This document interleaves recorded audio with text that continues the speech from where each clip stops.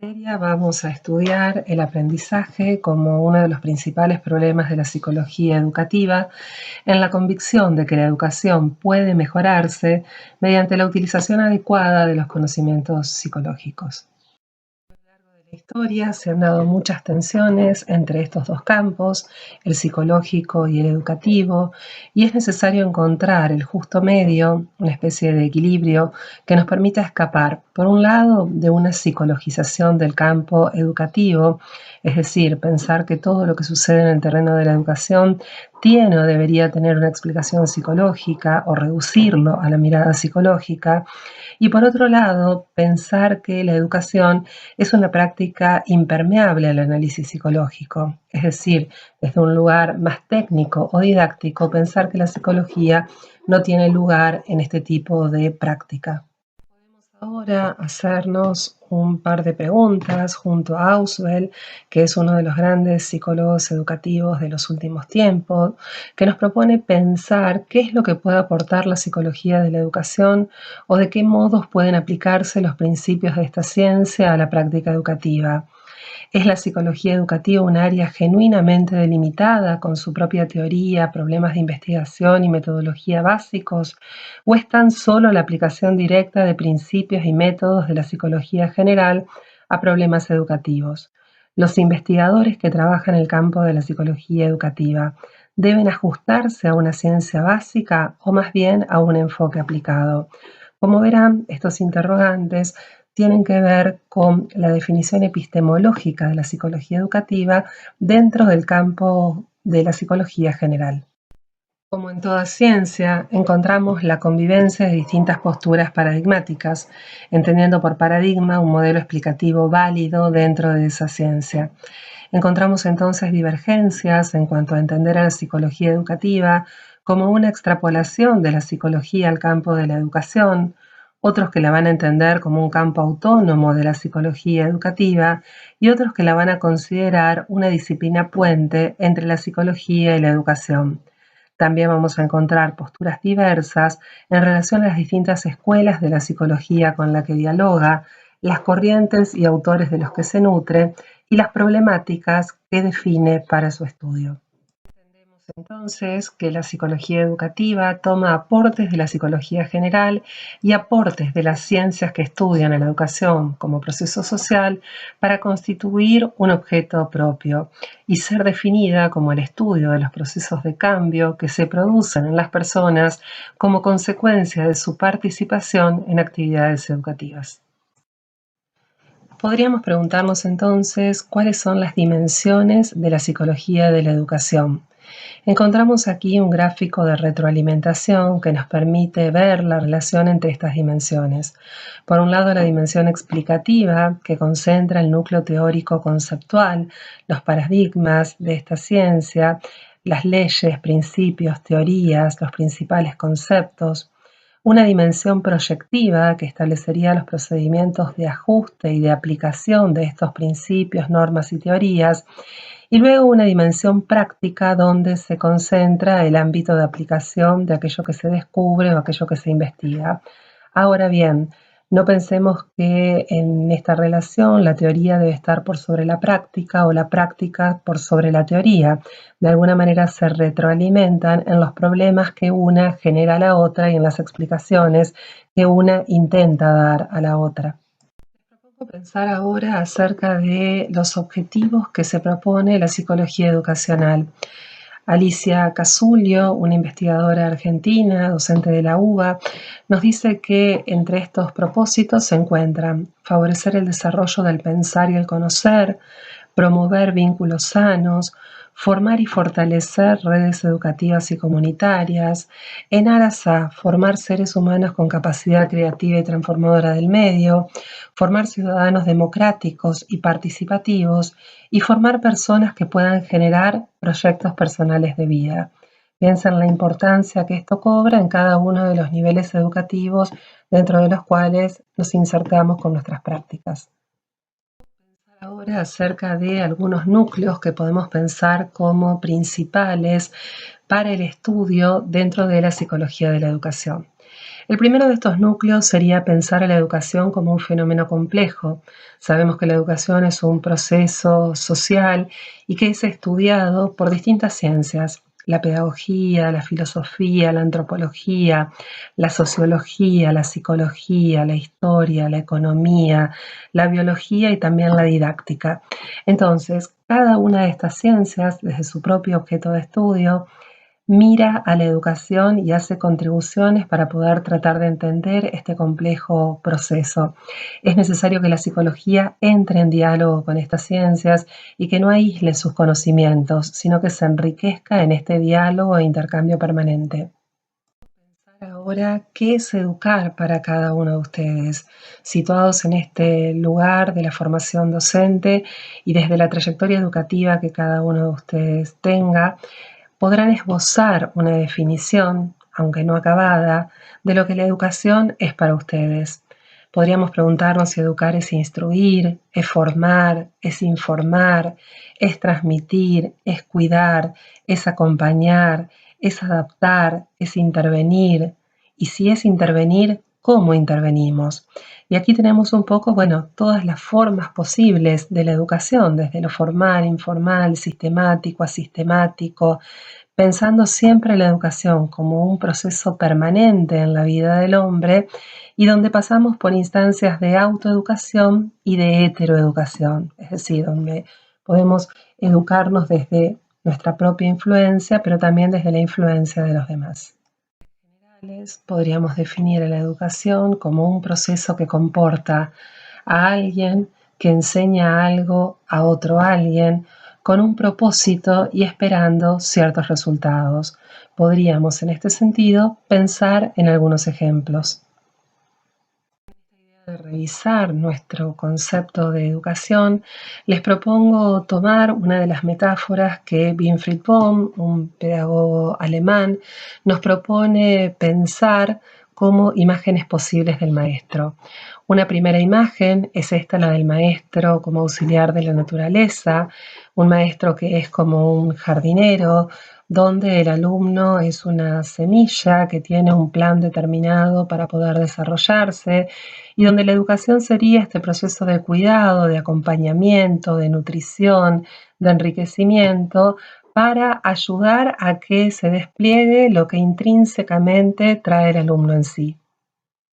Otro modelo, nos dice Bohm, es el maestro como agente de la sociedad, es decir, pensar de alguna manera al maestro como un escultor o, en esta metáfora de Tonucci, como un productor, donde el alumno no trae nada en sí y todo lo hacemos a medida, es decir, de acuerdo a un ideal, de acuerdo a un formato que establecemos, vamos moldeando con nuestra influencia a ese alumno. La imagen del maestro como representante de la humanidad realizada, es decir, este maestro que entra en diálogo con el alumno, entendiendo que los dos son personas que pueden dar y recibir, que a través de este encuentro pedagógico pueden nutrirse y pueden aprender y enseñar uno del otro. Tópico encontramos la relación entre educación y salud mental, pensando que la educación debe ser un proceso que permita fortalecer y crear vínculos sanos. ¿Qué entendemos por salud mental? Bueno, es un estado de relativo equilibrio e integración de los elementos conflictivos y constitutivos del hombre inserto en una cultura y en un determinado tiempo. Son los modos de afrontar los conflictos y las crisis frente a acontecimientos normativos, es decir, acontecimientos esperables dentro del desarrollo, y acontecimientos no normativos, aquellos que no sabemos si van a ocurrir o no en la vida de un sujeto, pero sí sabemos que de ocurrir pueden generar situaciones de crisis en estos sujetos. La diferencia sería un acontecimiento normativo, puede ser, por ejemplo, la menstruación en un adolescente, y un acontecimiento no normativo, la pérdida de uno de sus padres o el divorcio de los mismos. Las experiencias de desarrollo y de construcción frente al conflicto, como cada uno de nosotros se va constituyendo subjetivamente en la manera de afrontar o no los conflictos y en la manera de resolverlos o no, calidad de la salud mental que estaría dada por una percepción adecuada de la realidad, poder desempeñar un trabajo productivo en el hogar o en el empleo. En el caso de los adolescentes, podríamos pensar que aprender es parte de ese trabajo productivo, poder desenvolverse en la vida cotidiana, en los distintos ámbitos de amistad, trabajo, familia, placer, cuidado del entorno, tener un humor relacionado con las circunstancias que vive, poder aceptar el sufrimiento como parte de la vida y la actitud que la persona pueda asumir frente a las crisis una vez que éstas aparecen dentro de su desarrollo. Un tercer núcleo estaría dado por las áreas de la conducta en las que impacta el aprendizaje. Tomamos este concepto de áreas de la conducta del psicólogo argentino José Blecher, que nos señala que podemos distinguir en una conducta humana las áreas de mente, cuerpo y mundo social. La conducta es entonces un conjunto de operaciones fisiológicas, motrices, verbales, mentales, por las cuales un organismo en situación reduce las tensiones que lo motivan y realiza sus posibilidades. A veces encontramos coincidencia entre las áreas de la conducta y otras veces pueden estar en clara contradicción o disociación. Un cuarto núcleo para pensar los problemas de la psicología de la educación serían los niveles del psiquismo desde donde se promueve el aprendizaje. Les propongo aquí recordar algo que quizás han aprendido en la secundaria o en cursos introductorios de psicología y que tiene que ver con las tópicas de Freud para explicar el psiquismo. La primera tópica donde Freud plantea el aparato psíquico desde una mirada más bien topológica, distinguiendo ciertos espacios o lugares dentro del psiquismo y la circulación de los contenidos entre los mismos, estableciendo el consciente como el lugar del aquí y del ahora, el de la percepción de lo que está ocurriendo, el preconsciente como este lugar donde tenemos guardados los recuerdos a los que podemos recurrir fácilmente con solo llamarlos. Por ejemplo, si yo en este momento les pidiera que recuerden la dirección de la casa donde viven, y el inconsciente donde están guardados aquellos contenidos que son de más difícil acceso. Por eso vemos que están barrados a su aparición al consciente y que solo pueden aparecer en el consciente bajo una manera disfrazada. Freud señala, por ejemplo, que algunas manifestaciones de este inconsciente que pueden requerir análisis son los sueños, los olvidos, las equivocaciones orales. La otra tópica es la segunda, que es una tópica más bien evolutiva, donde encontramos el ello, el yo y el superyo como tres instancias que se van desarrollando a lo largo de la vida del sujeto. El ello, aquella instancia con la que nacemos, más instintiva, aquella instancia que plantea que desea todo ya y para mí. El yo, que se va formando de manera rudimentaria hacia los 6 meses de vida, donde aparece la capacidad de espera, de alguna manera cuando nos damos cuenta que no todo es ya, no todo es ahora y no todo para mí. Y el super yo, que se instala alrededor de los 6 años de vida, cuando un niño puede empezar a internalizar y a introyectar las normas paternas, generando esta instancia que muchos la llaman el juez del psiquismo, que es el que nos ayuda a discernir qué es lo que se puede y lo que no se puede hacer. ¿Por qué son importantes estas dos instancias? Porque de alguna manera podemos aprender desde las funciones cognitivas que están presentes en cada una de ellas, y muchas veces los problemas de aprendizaje también tienen que ver con barreras u obstáculos que se instalan desde estos planos del psiquismo. El aparato psíquico surge así como la resultante de una relación intersubjetiva del niño y su familia, del adulto con el docente y la institución, del que aprende y del que enseña, vinculados con el objeto de conocimiento. Empezamos a pensar entonces en el quinto núcleo, que son las modalidades del conocimiento. Habíamos definido a la educación como este proceso de transmisión de algo, que es el conocimiento, de una persona que oficia de maestro a otra persona que ejerza el lugar de alumno. Ese conocimiento, cuando se construye en este sujeto que está aprendiendo, puede tener distintas formas de constituirse. De una forma más superficial, que sería solo el conocer, de una manera más profunda, cuando sabemos y podemos aplicar aquello que conocemos, de una manera más reflexiva todavía, cuando podemos pensar o reflexionar sobre aquello que hemos hecho, para finalmente poder instalar el aprendizaje como aquello que hemos aprendido, ¿no? Es decir, que hemos internalizado, que ya forma parte nuestra y que lo hemos podido de alguna manera encarnar. Entonces, vemos en relación a este conocimiento también muchas situaciones donde este conocimiento no se da y encontramos la ignorancia, el error, la simple memorización para luego caer en un olvido, el desinterés o la apatía por el conocimiento y algunas otras actitudes que contribuyen a estos procesos de conocimiento como el cuestionamiento, la crítica, la reflexión o la resignificación de ese conocimiento. Vamos a plantear cuáles son los cambios comportamentales centrados en el hecho educativo. Por un lado, en su naturaleza y características, es decir, es un encuentro entre personas donde unos promueven actividades de enseñanza para que otros puedan aprender. Ahora bien, para que esto pueda darse, es necesaria una cierta direccionalidad o asimetría entre el que enseña y el que aprende. Aquel que enseña debe tener algo que el que aprende quiere tener o poseer porque aún no lo tiene o no lo dispone. Ese deseo o ese motivo llevaría a querer aprenderlo. En este sentido, no estamos exentos de factores que pueden facilitar, obstaculizar o imposibilitar ese aprendizaje.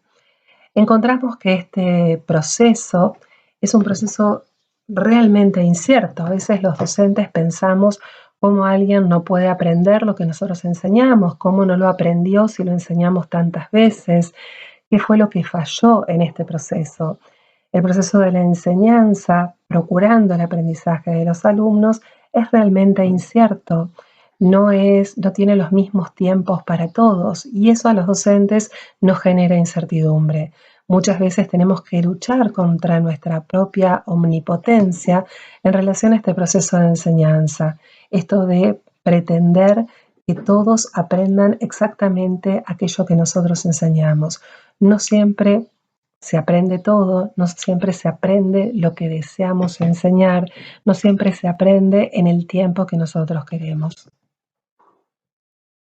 Son entonces los procesos que se dan en este cambio educativo.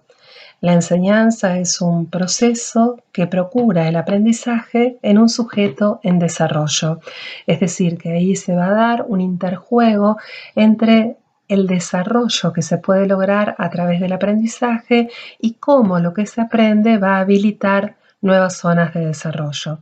La enseñanza persigue la adquisición de saberes, cada uno de los contenidos disciplinares que nosotros transmitimos tiene una intencionalidad. Perseguimos el control y la dirección de la adquisición de esos saberes, los ordenamos, los secuenciamos, los graduamos de acuerdo a la manera en que queremos que sean aprendidos, los planteamos en el tiempo, un tiempo que muchas veces tiene que coincidir con el calendario académico y ese tiempo cronológico no siempre es el tiempo madurativo de los sujetos. Esta enseñanza se manifiesta en distintas áreas de la conducta, es decir, impacta sobre lo mental, sobre lo afectivo, sobre lo corporal, sobre lo social. Y también tenemos que pensar en la interrelación que se pueden dar entre las distintas áreas de la enseñanza, la famosa interdisciplina, que muchas veces nos ayuda a poder mirar un problema de una manera más integral y muchas veces es tan difícil de lograr en nuestras prácticas educativas. En esta filmina les propongo pensar en el octavo tópico que implicaría entender el sistema del aprendizaje, como lo define Ignacio Pozo, donde podemos pensar, por un lado, las condiciones internas y externas para poder aprender, los procesos cognitivos que se van a ir desarrollando para que un sujeto pueda aprender y los resultados que nosotros esperamos lograr con la concreción de ese aprendizaje. Resultados que pueden ser conceptos, adquisiciones, habilidades, teorías. En este sentido es interesante preguntarnos cuál es el concepto de aprendizaje con el que estamos trabajando. Muchas veces pensamos en el aprendizaje solo como una mera incorporación de conocimientos. El aprendizaje va mucho más allá de esto. Supone la incorporación de normas, la incorporación de hábitos, de actitudes, de valores, de destrezas, es decir, impacta sobre todas las dimensiones del desarrollo humano. En este punto es importante pensar al sujeto y su inserción en los distintos ámbitos o en los distintos sistemas a los que pertenece. Vemos aquí que un sujeto pertenece a una familia, a una determinada escuela, que tiene ciertos amigos o ciertos grupos de pares, que algunos pueden ser coincidentes con los de la escuela y otros pueden ser los del barrio, los del club, que pertenece a una comunidad y está inserto dentro de un contexto sociocultural. Entonces, podemos pensar aquí cuáles son los roles que este sujeto desarrolla a nivel personal, grupal, institucional, organizacional y social. Y uno aquí podría avanzar incluso en pensar cuáles son los roles asignados, cuáles son los roles realmente ejecutados o desarrollados, cuáles son los roles temidos, cuáles son los roles fantaseados. Pero bueno, es un complejo campo, una compleja trama de relaciones para poder pensar la lectura de los problemas o de las situaciones de aprendizaje y también pensar nuestras intervenciones como docentes.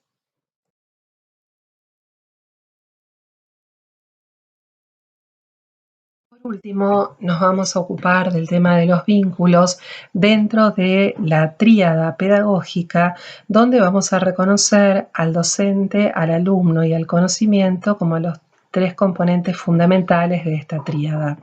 Conocer es la capacidad del hombre para crear modalidades mentales y vinculares resultantes del funcionamiento psíquico. Entonces podríamos pensar aquí qué relaciones y qué vínculos se establecen no solo entre los tres elementos, sino también entre el docente y el conocimiento, el docente y el alumno y el conocimiento. Los dejo pensando en cada uno de los vínculos que fuimos mencionando, en algunas afirmaciones que muchas veces encontramos desde el sentido común o desde la práctica o que las escuchamos en nuestras reuniones plenarias o en boca de los padres, para poder pensar cómo juega este sentido común y estas representaciones mentales acerca de cada uno de estos vínculos. Los dejo leyendo cada uno de ellos para poder pensarlos.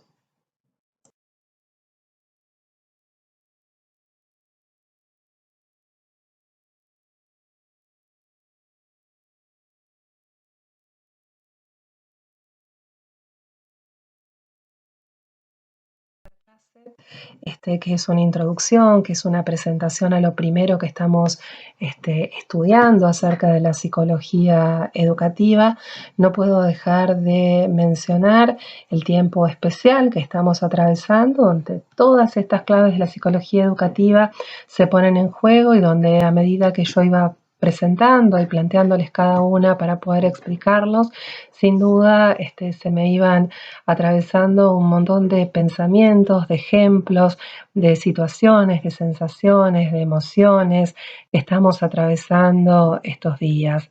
Entiendo que aquellos que están hoy ejerciendo la docencia también están atravesados por estas complejidades, por estos procesos donde estamos demandados, los docentes, a seguir enseñando, a seguir transmitiendo, a seguir apostando a nuestra tarea. Y en función de eso los animo a que con fuerza, con sentido común, con prudencia, nos acompañemos, que formemos colectivos donde nos ayudemos a pensar, a trabajar, donde nos ayudemos a generar propuestas que sean interesantes, donde no pretendamos abordar todo. Y les mando mucha fuerza, muchos cariños y nos seguimos leyendo.